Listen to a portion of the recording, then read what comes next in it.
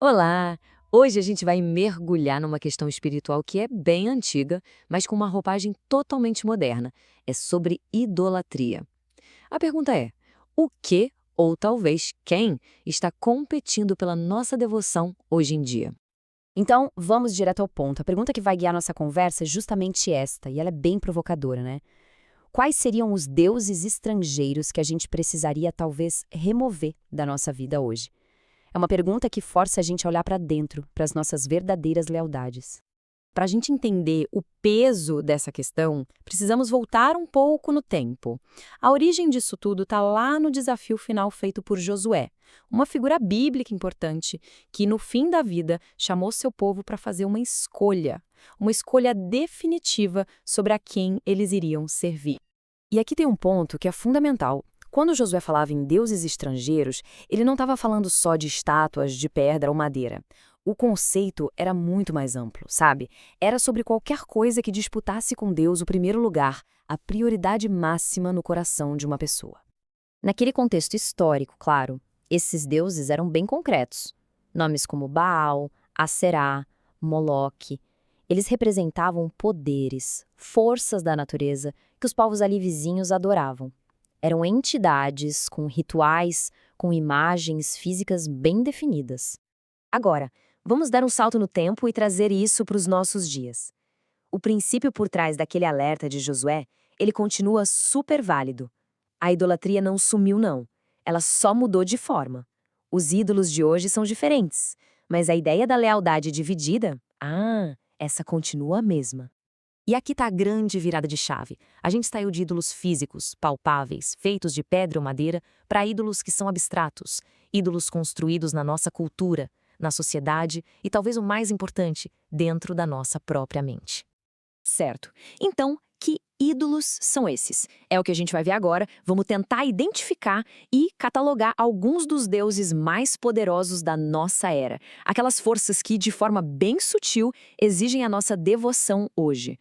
O primeiro é um gigante, o deus do consumismo. É aquela voz que sussurra que a felicidade de verdade vem de ter mais, de acumular coisas, de alcançar um certo status. Nesse sistema, o mercado vira o templo e juntar riqueza se torna o grande propósito da vida.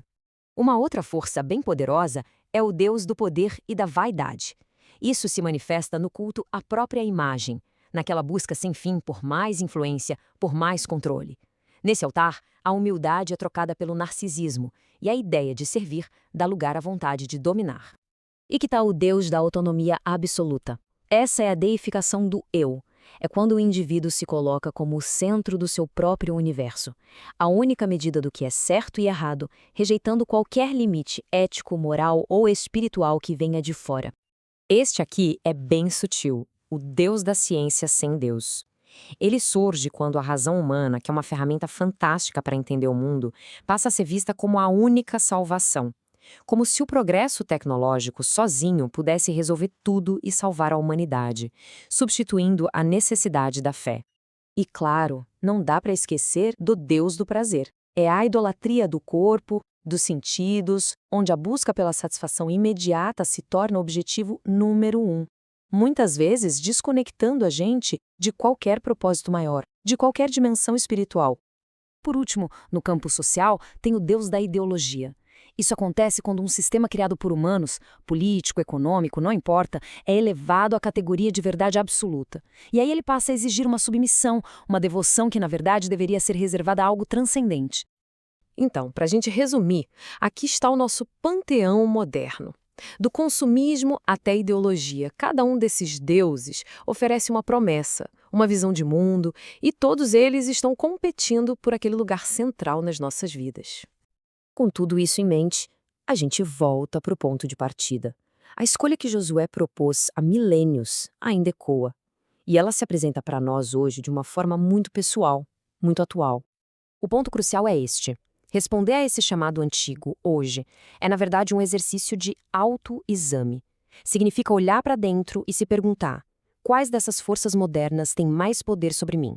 Onde está o meu verdadeiro fascínio? E é por isso que a frase de Josué ressoa com uma força tão impressionante. Escolham hoje a quem irão servir. Não é uma pergunta para um povo antigo no deserto. É uma decisão diária para cada um de nós, aqui e agora. Dentro da perspectiva cristã, a resposta para esse desafio é muito clara. A decisão se traduz em rejeitar ativamente tudo que compete com o mandamento principal, que é amar a Deus acima de todas as coisas, e em centralizar a vida na figura de Cristo como o único e verdadeiro Senhor. E para a gente terminar, fica esta reflexão. Se a gente define um ídolo como aquilo a que dedicamos nosso tempo, nossa energia, nossa devoção, o que será que as nossas ações do dia a dia, o nosso serviço, revelam sobre quais deuses realmente governam as nossas vidas?